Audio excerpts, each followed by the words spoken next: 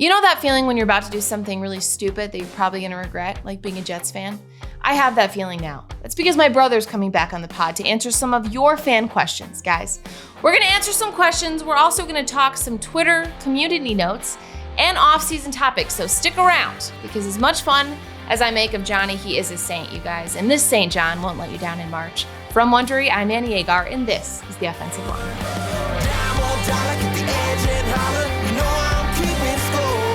And when the crowd starts going wild, it's go time. Put it all on the line. Welcome to The Offensive Line, you guys. We're here to make some picks, talk some shit, and hopefully make you some money.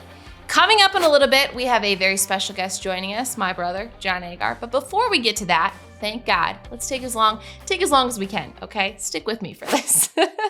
We're gonna do some community notes. You guys know what I'm talking about, okay? You know on Twitter X now, when you read a tweet and it's deemed factually incorrect, a beautiful little thing at the bottom called a community note pops up. Probably better than some of the tweets themselves. This is my favorite thing to read because it unintentionally roasts people. It's hilarious. Like a team will tweet out something like, if a player comes off injury or something, they'll say, Aaron Rodgers is back from injury. The whole world is happy to see him back. Community note underneath will say, the whole world is in fact not happy. Like that just is the best thing. It's the best thing ever because you know it's obviously, that fact goes unspoken. Okay, we all know it, but it's hilarious that there's a community note for it. So I'm gonna make some community notes for things that have happened this week in the NFL, starting with Jameis to the Giants. I'm gonna read you what the tweet would say, and then I'll read you what my community note underneath it would say as well. So Jameis to the Giants. The tweet would say, Jameis Winston just signed a 2-year deal with the New York Giants. The community note should say he signed a 2-year deal to have 4 wins. Somehow Russell Wilson is still in play for the Giants. That's what the tweet would say. Somehow Russell Wilson is still in play for the Giants. The community note should say, this is not true. This is like saying the Giants' playoff chances are still in play. All right, let's do another one. This is a real tweet, you guys. I don't know if you saw this week. Lamar is getting into acting. Lamar Jackson is allegedly getting into acting. He will be playing the role of E-Tone in Power. Okay, the community note would be, this is not alleged. Lamar has been in acting for years. He acts in the regular season like he won't choke in the playoffs. All right, guys, another one. Jaden Daniels' mom got in on the action this week. The tweet would say, Jaden Daniels was seen chatting it up with women's basketball phenom Juju Watkins. That was until his mom got in the way. The community note would say, Jaden's mom is actually the best defender associated with the Commanders. Who knew? Thank you, community notes, for that one. The last one, CJ Stroud. Might be the best tweet I've seen this week, other than the morning routine, which we'll get into later. Don't get me started. CJ Stroud in public. So a tweet would say, CJ Stroud's doppelganger was seen wearing a Stroud jersey around downtown Houston this week. I'm not even kidding you guys. Go look it up. It was true. The community note would be, this is in fact not CJ Stroud. You can tell because no grown-ass NFL player walks around in their own damn jersey. Also, because he's not laying on his back after getting sacked. And let's do one more for the fun of it, okay? Shador. Let's gotta get Shador in there. It's the draft, you guys. This would be the tweet about Shador going top 3 in the draft. An article came out this week stating that Shador would either go top 3 in the draft or go in round 2. The community note would be, there is no article saying Shador will be top 3 in the draft. His dad said he's not even top 3 in their family. Those are my community notes, you guys. You know, this is the best tool Twitter has come out with in forever. I love the community notes. I hope to never be community noted. Can we make that a verb? That's pretty cool, though. That's a thing, right? Community noted. I like it. All right, you guys, it's time to talk NFL draft. Every year we hear draft prospects being compared to other players, right? Like this is the future Barry Sanders. This is the future DK Metcalf. No. We're not doing that anymore. This is my way of telling you guys how these players are going to look in the draft, basically comparing them to today's cereal brands. This is the only research you need pre-draft, let me tell you. Let's start with Cam Ward. Cam Ward is the Cinnamon Toast Crunch of this draft class, okay? He's the best cereal. Cinnamon Toast Crunch is the best cereal. It's hard to find someone who doesn't like this cereal, but it's not flashy. It's not all weird colored and has food dye, and it doesn't stay very long in a bowl, unless, of course, it hits the passing record. Okay, next is Shador Sanders. Shador Sanders is the Reese's Puffs of this draft class. flashy. There's always some celebrity on his cereal box. And yet you're drawn in by the Reese's name. Are you drawn in by the Reese's name, or are you drawn in by how good it is? We don't know yet. It could just be the name brand, guys. Jalen Milroe. Jalen Milroe is the frosted mini wheats of this draft class. This cereal is thick, okay? It's big boy. It has about 50 grams of carbs per serving. It's difficult cereal to figure out because it has frosting on the top, but it also has wheat. So is it healthy or is it not? We don't really know yet. It also is best if it sits out for a while. So you might want to just wait to enjoy that one. Lastly, let's do Jackson Dart. Jackson Dart is the Rice Chex Mix of this draft class. You might think this wouldn't be your top 10. It wouldn't. On anybody's top 10 cereal list, Chex Mix is not up there. However, if you mix it with chocolate and peanut butter and a little powdered sugar, you get Puppy Chow, which is if you're in the Midwest, top 10 dessert of all time, okay? So it just depends on what's around it, what's bringing it out of its shell, all right, to make it a top 10 dessert.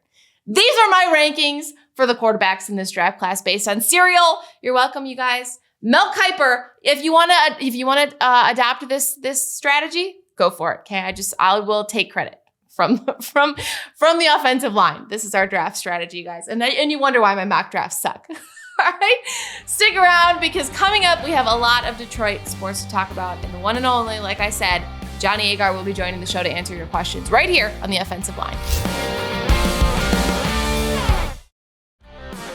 All right, guys, welcome back to the offensive line. As I mentioned at the start of the show, I am joined by a very special guest. Surprisingly, we brought him back. I might regret this, you guys. Welcome back to my brother. Welcome back, John. Thank you very kindly.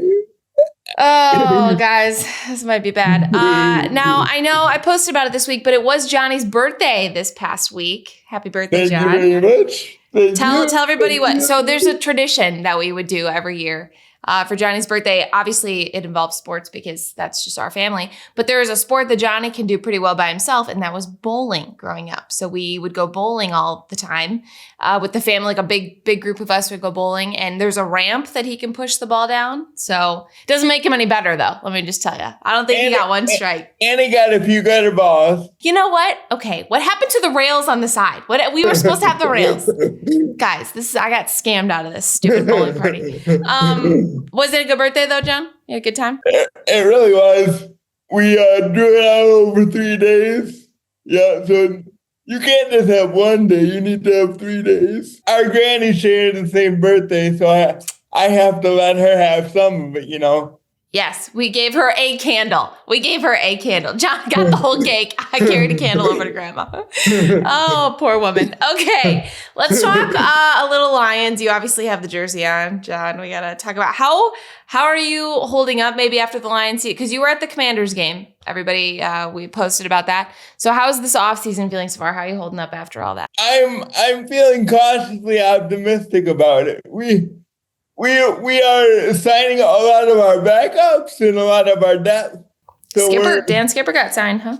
Yeah, Dan Skipper got signed. Also, Mohammed got signed, our defensive end. So I'm cautiously optimistic about this. And Brad Holmes hasn't given me an opportunity to regret what he's doing. So I'm displacing my faith in him, and we'll see how it goes from there. How do you feel about Ben Johnson? Because you were, I believe the word traitor was being used. Do you still feel that same way? Or? Yes, traitors being used and will be used for the rest of the season. Have you ever dealt with a workplace promotion in your life? No, the answer is no, you haven't, because the coaches have never been good enough to be promoted. Matt Patricia wasn't necessarily the next head coach of the of a Super Bowl winning NFL team. And then he goes to the Bears. I mean, who would want to go to the Bears, you know? Well, in the offseason, John, they're the team to beat. Ben Johnson and everybody's gonna have a hard time over there. And yeah, he's trying to be so cute, trying to be the Chicago Lions, and it's not going to happen. So. Yeah. Well, in that's a great lead in actually to my next question. What do you think in the NFC North? Because we've said, you and I agree, there's very few things we agree on. The one thing we agree on, it's one of the toughest divisions in the NFL. What is the order of the teams, the 4 teams? How will they finish this next year? What will be the order of them? Lions, Packers, Vikings, and Bears. Wow, you're putting the Packers above the Vikings. Yes. I think with the Vikings, if you don't have a quarterback that's proven in this league, it's really hard. And I think the Vikings will feel that a little bit. And I think truly, even with the additions that Chicago has had this offseason, they spent a lot of money, but it takes time for those players to gel. Well, we watched J.J. McCarthy in the national championship, as everyone did, I'm sure. But the Michigan fandom, and I know there's a question in here about Michigan. We'll get to that later. He did nothing. He was the handoff merchant. And I know people are saying that's just the system. It was what it, like he'll let it fly with KOC and Kevin O'Connell is the quarterback whisperer. But do you see JJ having a good, NFC North is a tough division. And like you said, if they are relying on him for all of this, it's not going to be the same Sam Darnold experience, unfortunately, for Vikings fans. It's really not. And it's hard to tell with J.J. McCarthy because he had a good season in college, but college is not like the pros. Right. You've seen that a lot with Caleb Williams now, and Caleb Williams was a star in college and at USC, and then he came back down to earth. And I think, even with J.J. McCarthy's injury last year, the ACL is not an easy injury to come back from. So it's going to take a lot of time. There's a lot of faith by the Vikings, I think, to put so much faith in a guy like this. And I think, going, not having Aaron Rodgers on the Brett Favre path is going to be hard for the Vikings. I think they could have done that a lot better. I think they could have done a lot better for themselves, but Thank God that didn't happen. I don't want to deal with Aaron Rodgers in that division any longer. The one thing we can agree on, though, the Bears, which Bears fans are going to be mad about this, they don't seem like an actual threat to you. Do they? Or what are... Until they've shown me otherwise, I really don't. Well, we'll see how the division plays out. We've got a little time. We've got a draft to go screw up first. Yeah. Okay, John, I put out a tweet and on my story on social media. Thank you for all your questions. They're really... Yes, thank you all. Thank you for forcing me to post the video of the Lions-Packers game again. John's reaction was just too priceless. As miserable as I look in the video, it's one of my favorite videos of Johnny, so I had to share it. So we asked you guys to send us some questions on social media for Johnny to answer. They were great questions, John. A lot of them were directed at you, so I'm just going to start firing away, and you're going to start answering them, okay? Okay. First question, CJ asked, what is our favorite memory involving sports together? This is a good one. I have an answer, but if you want me to go first while you think of it, let me know. But I think I have a good answer. Yeah, I don't want to upstage your answer. You're the host. Well, obviously, the obvious answer is the Iron Man, you crossing the finish line at the Iron Man. But there are other Iron Man questions, so I feel like we'll get to those in a second. So I'll bring up another one. Johnny was on E60. He was on ESPN's E60. If you haven't seen it, go watch it. It's amazing. It's on YouTube. Just type in Johnny Agar E60. The final mile.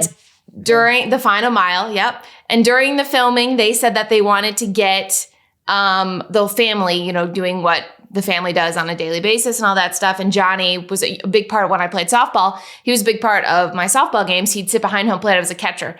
And we'd have like code words, or like if he said Brienne instead of Annie, we wanted an inside pitch instead of outside pitch. Like Johnny and I were, he was my own personal coach. So they said, well, we'd love to see Annie at a softball game and go out and film it. And I was, how old at the time, John? I'm 16, 17 maybe? 15, 16. 15, maybe younger. And I was terrified because as a 15-year-old, having ESPN come out and shoot your softball game, very intimidating. And John was great all week, said, you're going to kill it, all this stuff. So I ended up hitting, I've never seen John, literally the chair tipped back and somebody had to catch him. I ended up hitting a home run on this E60 on ESPN. And that was the most excited I've ever seen Johnny, other than crossing an Ironman finish line.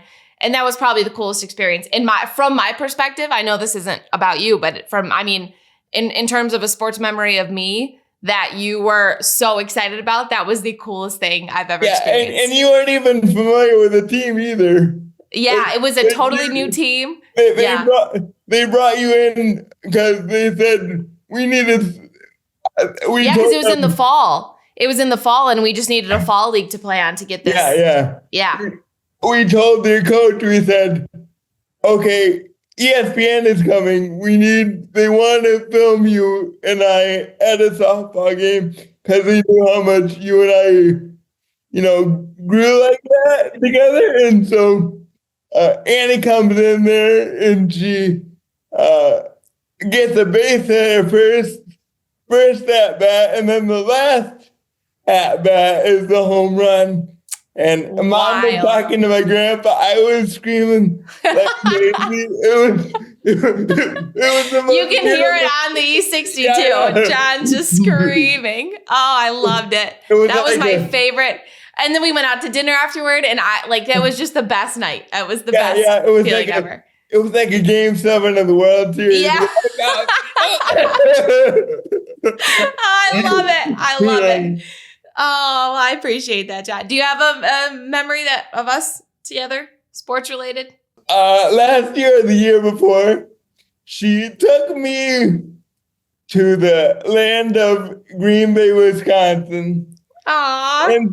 And she was so nice to take me on the field. I turned around and kicked her butt.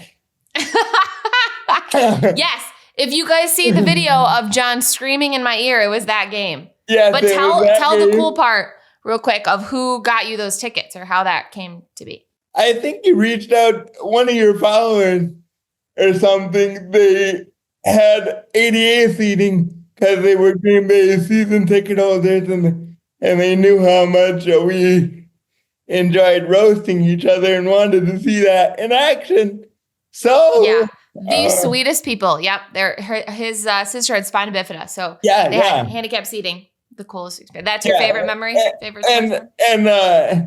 And so, but when we were there, Annie surprised me and reached out to one of her Packers friends or one of her Packers mafia, I guess, or something, or whatever, and got me on the field. Thank you, Matt Scheinman. Yeah. Wow, you even remember? Nice little shout out for Matt. Yeah. Yeah. It was. He pulled really, some strings and got Johnny down there. Hopefully we don't get him fired for that. But that was hallowed ground no matter how you see it. And it was really, really cool. That was fun. I was 10 feet away from him. I'm Ross St. Brown. I about fall out of my chair. All of these stories are going to end with Johnny almost falling out of his chair. Every time he gets excited, that's the first thing to go. Okay, who is your favorite Lion of all time? A favorite Lion of all time would be Barry Sanders. I mean, to see what he did as a running back, and running backs had it a lot harder back in the day because they would play through stuff and, they didn't have as much technology to protect players. And to see what he did as a career and everything, that was really, really inspiring to see. Okay, the question is, does Johnny eat during the early Lions game, every Thanksgiving, or after? This is actually, guys, our Thanksgiving is based around the Lions game, which is our Thanksgiving is based on the Lions game. We eat at halftime. And my mom knows. There's no timeliness on Thanksgiving. There's only halftime. So she'll say, what quarter is it? So we'll know how much time we have left until we can eat. And man, we are in and out of there in exactly 12 minutes to get back on the couch and watch. And my uncle pauses the game. We used to, before social media was really big, we used to pause the game when you could pause it and then go back and start watching it again and then try to catch up. Right? Am I remembering correctly? Yeah. But now you can't do that because you see it on social media. And I'm obviously on Twitter and everything. So yes, we eat. It's super quick. My poor mother slaves away all day making food, and it is scarfed down in like 10 minutes. But yeah, it's you eat early. That way you don't throw up when they lose at the end of the game. Okay. This is probably the most asked question, John. So we need a good answer here. How did you both end up liking opposing teams in the same division? Other than doing it just to spite Johnny, there is actually a good story here. Do you want me to tell? Well, you tell how you became a Detroit fan. And I'll tell my pack. That's just my family. I grew up around it and didn't know anything else. Well, some people might not know we're from Detroit originally. Mom was born in Detroit. Johnny, we grew up there till you were 4? No, 2? Maybe 2, yeah. Yeah. But I was on the east side when I was born, and so I just grew up around it, loved it, but Annie didn't want to cry every Sunday. Yeah, I've told the origin story of my Packers fandom before, but basically my friend was from Wisconsin, and I'd go and hang out with her and all her brothers. And I came home one day and I was like, they're not crying on Sundays over there. Johnny took losses very personally. Let's just say that. And I think your Detroit love came from Dad too, because our dad played for the Tigers. I don't know if many people know that either. Dad played for the Tigers, and so John is just deep rooted Detroit, like to his core. Detroit, Michigan State, which we'll get to. I can't leave it. I just can't leave it. So. And I just didn't want a life of misery. So it's not working out as well for me now, but that's okay. But we need to turn you back, though. We need here's a big question, John. You tell me what you think, because I think, anyway, you tell me what your answer is. When our teams aren't playing each other, do you cheer for the other person's team? No. Here's the thing, though, guys. I thought that was an unspoken rule that we did. I'm over there pulling for Detroit to make it to a Super Bowl. Meanwhile, Johnny can't even root for the Packers for 1 second. He won't even. What was it the other? It was Ohio State. It was Ohio State into the playoff. Johnny will not root for any of my teams, no matter what the reason is. It could be Green Bay playing Chicago, and Johnny won't root for Green Bay. We hate Chicago. I don't understand it. This is a big pet. Can you tell this is a big pet peeve of mine? I understand that perfectly. You purposely root against my teams, do you not? Just to make it. It's fun. It's fun. It's fun. I don't do that. I side with you. You know why? Because your happiness is all. No, that's a lie. It's just because it's because of the family. It's because of the family. But Johnny has no issue. Maybe it's because I handle losses better than you. Did you ever think of that? Because when Johnny's team loses, you won't hear from him for like 3 to 5 business days. He'll be in his room. I've been a victim of that. He won't text me back. It could be our mom's birthday. We won't hear from him for 3 days.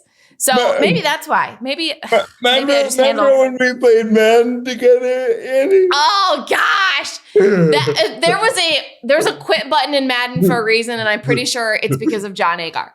Yeah, I would score a touchdown. The game ended. Who gave you controller 1, by the way? When we had a Wii, guys. You know how you'd rush to get controller 1 so you could be like in control of the whole thing? Johnny would always have it.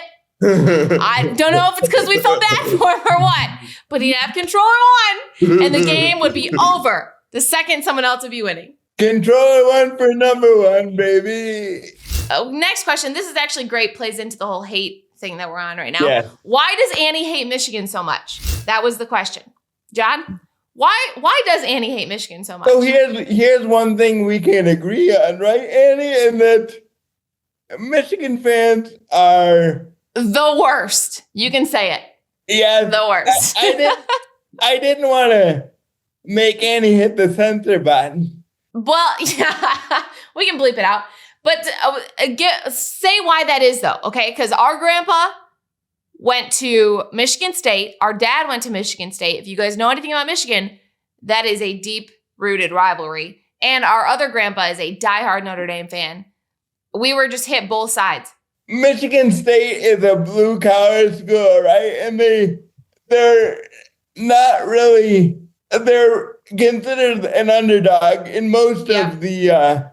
sports they play, right? They don't get as much national attention, and Michigan every time, they're in the spotlight. Everybody knows them. And so. Which is not to say that they're a bad school, because Johnny's had many surgeries there, which is actually very funny. The teams would always come in and they'd bring you Michigan gear and stuff. Actually, I have a funny story about that. So one time the Michigan hockey team came in and gave me a signed hat after surgery at CS Mott. And I turned around and gave it to my Uncle Chris. Yeah, our uncle's a huge Michigan fan. That's funny. I forgot about that. Hopefully you waited till they left the room before you did that. I did. I don't know. And they're nice people. Like we've met some great, obviously our uncle, and he went to Michigan. And our aunt, they're huge Michigan. Yeah. Shout out to Aunt Jan and Uncle Chris. They're great people. Yeah. The best people, not just great people, the best people. The best. And they're Michigan fans. So you know what? Everybody just chill out. We can love them. They just can still be the worst. Okay. Yeah. Last question about Green Bay, John. Which feels better, crossing the Ironman finish line or seeing Detroit beat Green Bay? I can't answer that question, to be honest with you. Wow. I cannot answer that question. Is it because Detroit hasn't beaten Green Bay enough? Is that you don't have a good sample size? You know what? John,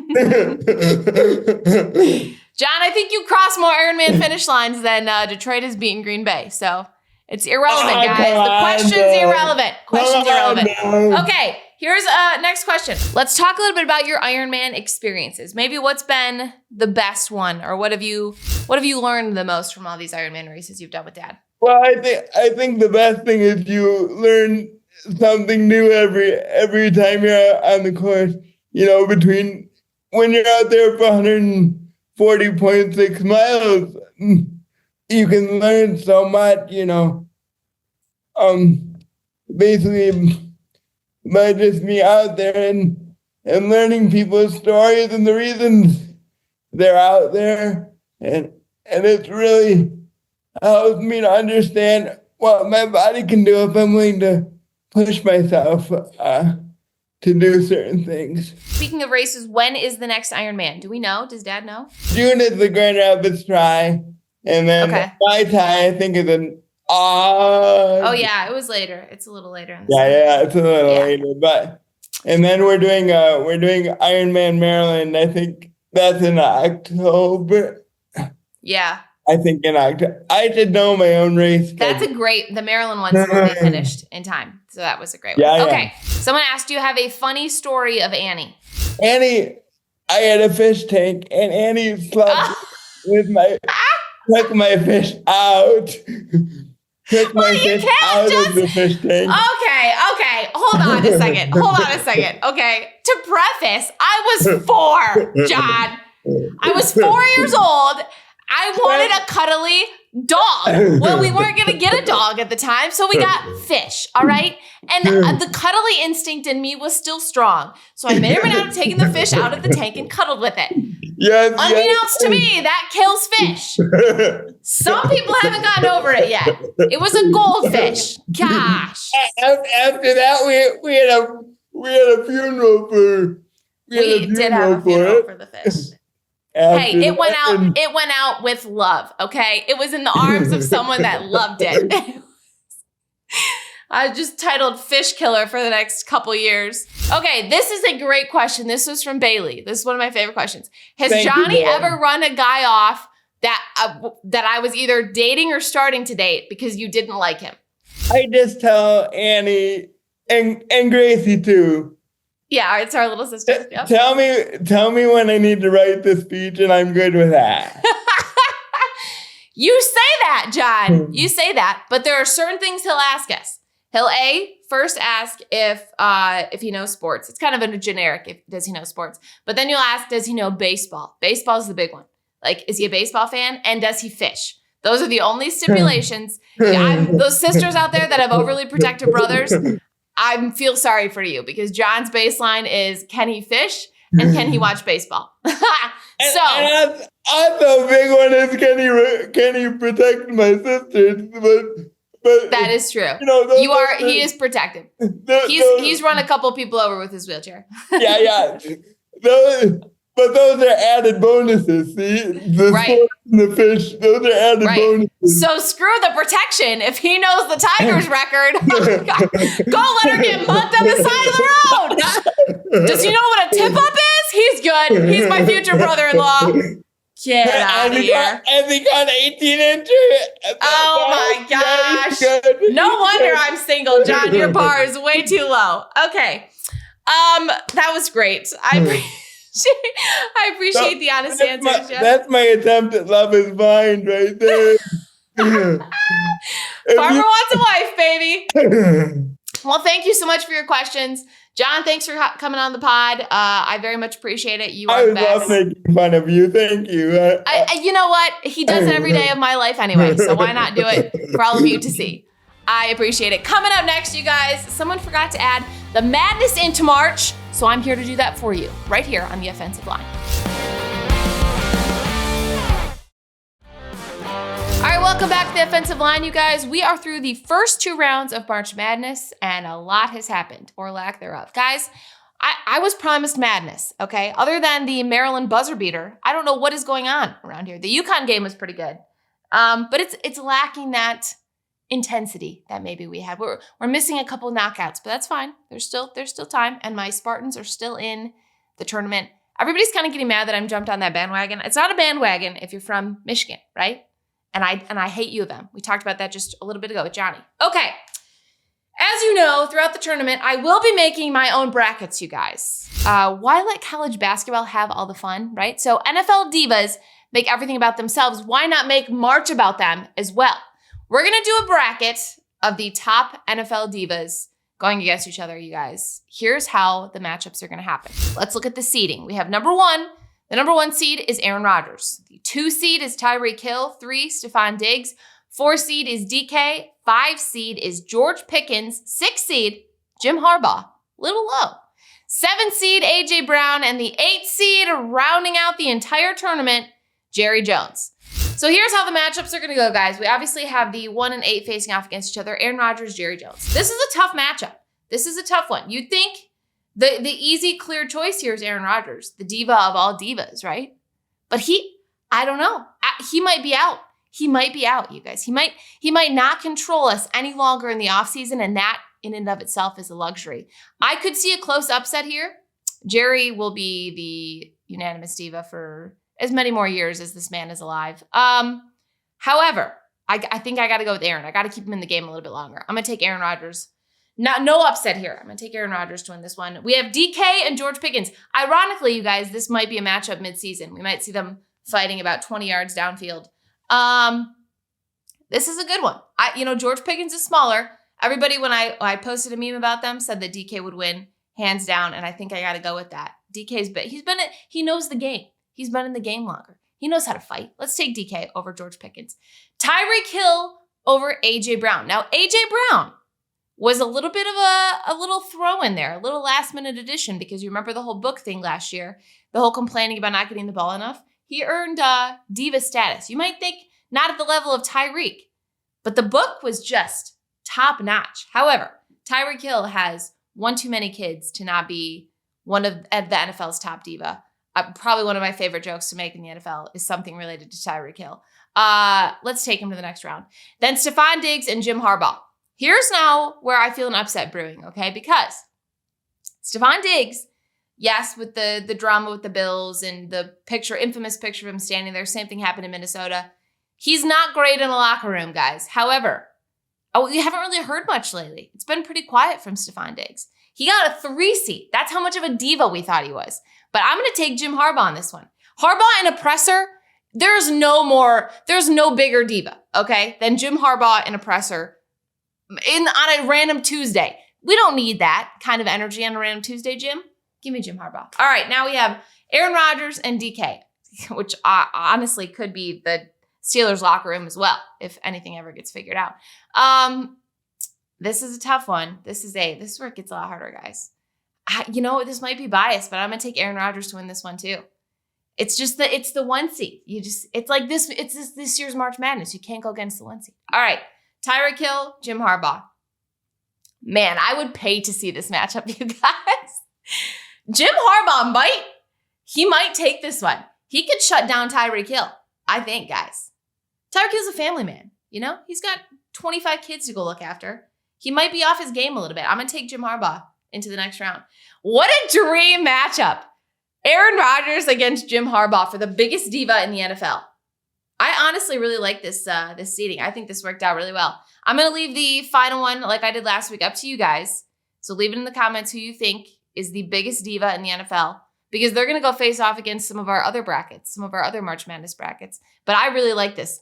This is a great one. This could be determined by what happens with Aaron Rodgers as well, but I love the Jim Harbaugh-Aaron Rodgers matchup. They're the top divas. I mean, I knew it, but it took us a bracket to get there. All right, guys. Next up, my favorite segment of the show, we're going to do No Offense. And man, I have a good one today. This is the part of the show where you have some time to vent about something. You just have to say no offense, because then everybody knows it's not offensive. I'm going to start off with, and if you know, you know. No offense, but everything I have learned about that one man's morning routine has been against my will. Oh, good God almighty. I don't ever want to see a banana peel or Saratoga Springs water ever again in my life. First of all, I'm going to go in on this guy real quick, okay? Because this is another level of BS I've never seen before in my life. I've seen morning routines where they're like, have makeup on before they get up, and you're like, okay, that's something sus is going on here. Sus, guys, learn that from social media. But this one is absolutely ridiculous, okay? There's so many levels of insanity. The man wakes up at like 4:30, which that's good for you, buddy, to then go sprint for a minute on the treadmill, somehow jump in the water where his hang time is like 4 minutes long.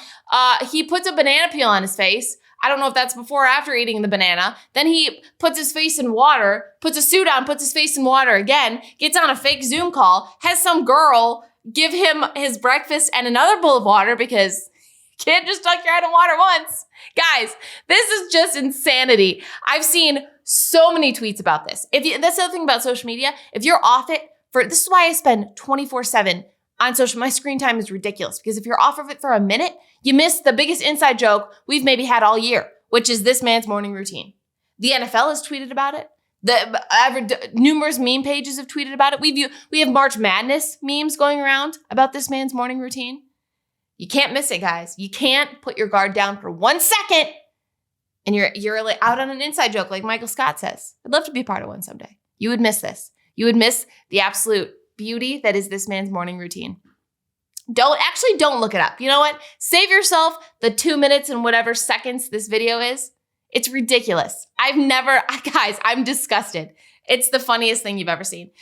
As long as he knows that he's doing it to make fun of people that do morning routines, that's great. The issue is I don't think it's ironic. I don't think he's doing it to make fun of people. I think this is his actual morning routine. And if that's his morning routine, then you know what? We should all be more like him. Shout out to you, guy. We need a real man of genius immediately. Real man of football genius. That man would be it. All right, that's it for this week on The Offensive Line. You guys be sure to follow us wherever you get your podcasts, and you can watch our full podcast episodes on YouTube. Make sure to subscribe so you don't miss an episode. I will see you guys next week. Go have a good morning routine, and as always, Des didn't catch it.